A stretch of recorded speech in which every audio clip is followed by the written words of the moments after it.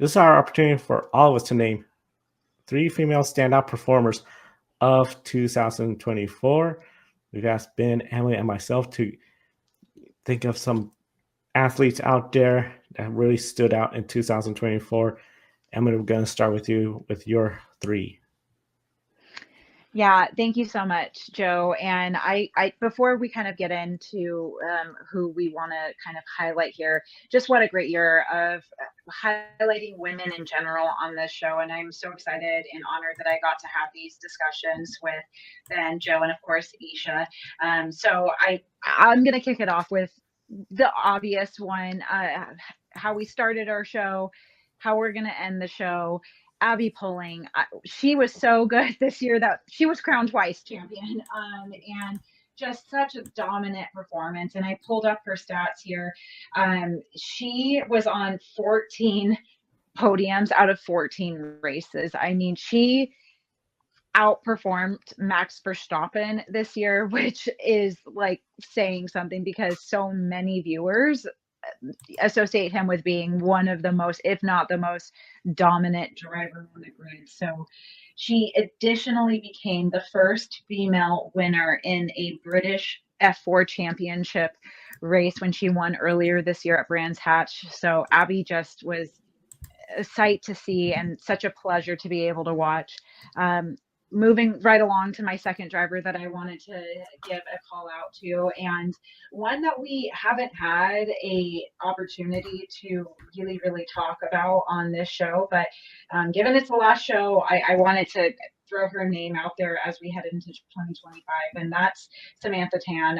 I've actually had the opportunity to watch her race a handful of times in person this year, and she's racing in the GT World Challenge America, and she secured 10 podium finishes in her Pro-Am class, and she is also very recently awarded the first ever SRO Inspire Award by our good friends of the show, Women in Motorsports North America. So she has really helped her team really trailblaze in this racing series, and just as a woman, incredibly inspiring to watch. She really was a dominant force with helping them secure second place in their team championship this season. So I really encourage our viewers to tune in.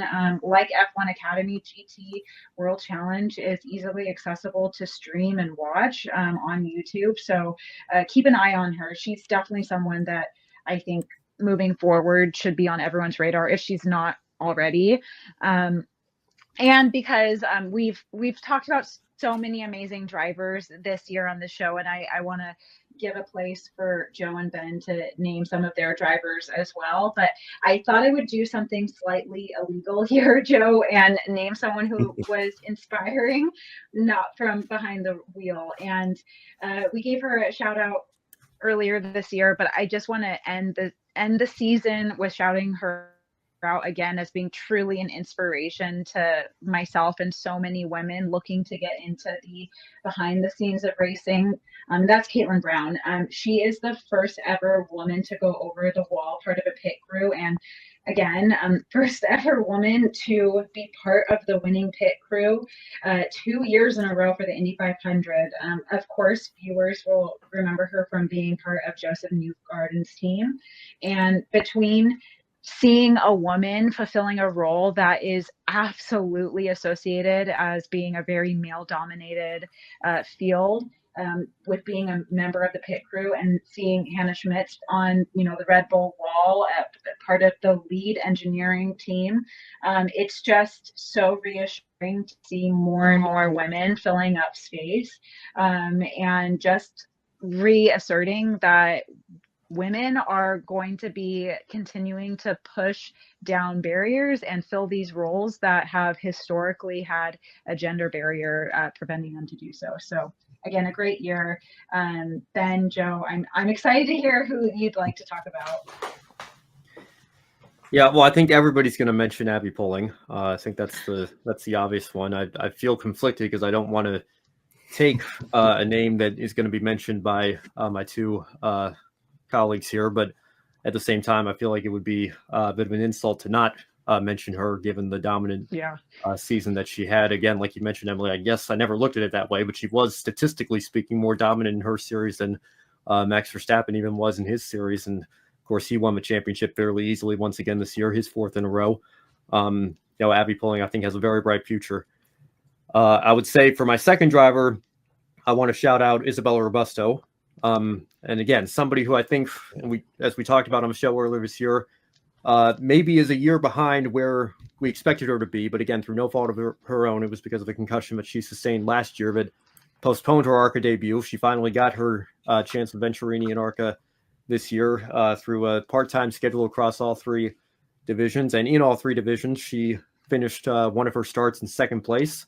I think it was only her 2nd race ever on dirt at the Illinois State Fairgrounds, where she finished 2nd to William Sawalich there, and then 2nd, I believe, to Sawalich again in the ARCA Menard Series East. As I've talked about in the Encore show, I think a little unfair to have Sawalich in that Gibbs car in that series, so I guess you could say best in class beyond the Cup-affiliated car that Sawalich was driving there, but very impressive nonetheless, and then also picked up a 2nd at Irwindale in the first race to her teammate Sean Hingorani, and then looked like she was on pace to win race number 2 before she had her tire go down with just about 30 laps to go. And then late in the year, sat on the pole at Kansas. Unfortunately, made a bit of a rookie mistake clearing herself, just coming to take the first lap there. So that unfortunately put her out of the race. But again, nonetheless, I think on the whole, very much a net positive year for her. And again, we'll see what her future holds as well. But I think she has more than earned full-time opportunity at Venturini, whether it's in East or West or in the national tour. Regardless, I think, it would be a shame if she doesn't have a full schedule running for at least one of those 3 championships next year. So well done, Isabella Robusto. And then my third driver would be Kaylee Bryson. And Kaylee made some more history this year. Again, I think, as I've said on this show before, we don't exactly know what her long-term plans are going to be. I think she's kind of flirted with both NASCAR and IndyCar aspirations in the past year. But the series that she competed in this year, USAC Silver Crown and Trans Am, the SGT class, she won the title in that class. Now, again, I know that there's not as much competition. It's a much smaller class compared to the main series, but give her credit where it's due there, winning a couple of races in that class there, and in something, again, completely different in many respects. USAC Silver Crown, she became the first female driver to win a national series race in USAC as well. So well done to her. And again, I think she's got a bright future wherever her career takes her as well. So those would be my 3 standout drivers for the year. 3 great drivers. My 3 drivers, the first one, I'm surprised hasn't been named, but I know it's probably on everyone's short list as well. Dorian Pin. This driver has so much talent. I think a lot of folks were sort of surprised with what happened at F1 Academy, but considering the injury and everything, her racing resume, especially in sports car racing, really great. She has a good fan following. Seeing her on Jimmy Kimmel, mainstream media at her young age, I think is just good for motorsports and showing that a young female driver can make it into the top leagues. Sports car racing, open wheel, very diverse, and just super talented. Dorian Pin, top of my list. Second driver comes from the world of National Hot Rod Association, where we have several female drivers there. Of course, we all know of Brittany Force, Erica Enders. Those 2 won championships last year, weren't able to defend it. Best finishing female in any of the series in the NHRA Pro Modified Bikes. We saw Angie Smith take home 4th place, one of her best finishes in the National Hot Rod Association in the final stands. Of course, they have their countdown, similar to a playoff system.